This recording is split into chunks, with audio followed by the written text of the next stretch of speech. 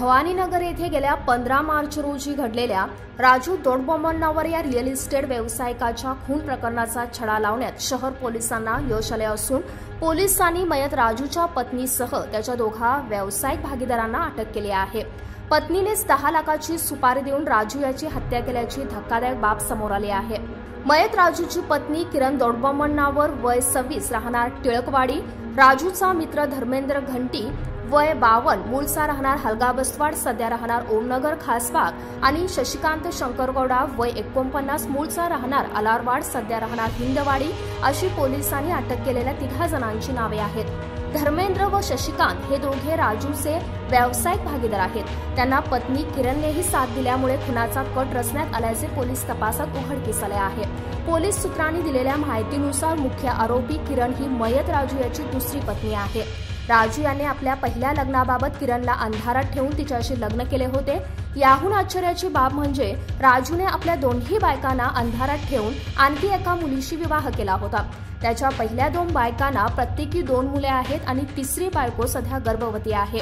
तिसरा विवाह केल्यानंतर राजूचे किरणकडे दुर्लक्ष होऊ लागले। हा राग मनात धरून किरण हिने पती राजूचा काटा काढायचे ठरवले। दुसरीकडे राजू याचे रिअल इस्टेट व्यवसायातील भागीदार शशिकांत आणि धर्मेंद्र यांच्याशीही बिनसले होते। बेळगाव येथील चन्नमानगरमध्ये तिघांनी मिळून अपार्टमेंट बांधण्याचे ठरवले। एकूण 36 फ्लॅटच्या निर्मितीची योजना होती, मात्र हे काम पूर्ण करण्यासाठी राजू चालढकल करत असल्याचे जाणवल्यामुळे भागीदार शंकरगौडा आणि घंटी यांचे पैसे अडकले आणि दुसरीकडे काम हे पूर्ण होत नसल्याचे दिसून आले। यातून त्यांच्यात मतभेद वाढले होते।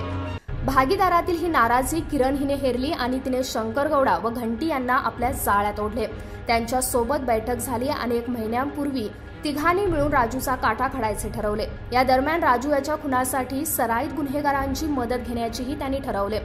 त्यासाठी किरणने 10 लाखाची सुपारी दिली। त्याचप्रमाणे राजूची अनेकदा हत्या घडवण्याचा प्रयत्न झाला, मात्र यश आले नाही। अखेर गेल्या 15 मार्चला सकाळी 6च्या सुमारास भवानीनगर येथे राजू मॉर्निंग वॉकसाठी बाहेर पडला। त्यावेळी भवानीनगर रस्त्याशेजारी अज्ञातांनी त्याच्या डोळ्यात मिरची टाकली आणि धारादार शस्त्राने त्याच्यावर हल्ला केला। त्यातच त्याचा जागी मृत्यू झाला।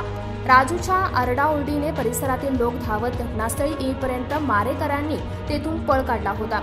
या घटनेचे गूढ पोलिसांनी उलगडले असून आता सुपारी घेणारा आणि प्रत्यक्ष खून करणाऱ्या गुन्हेगारांचा शोध घेण्यात येत आहे।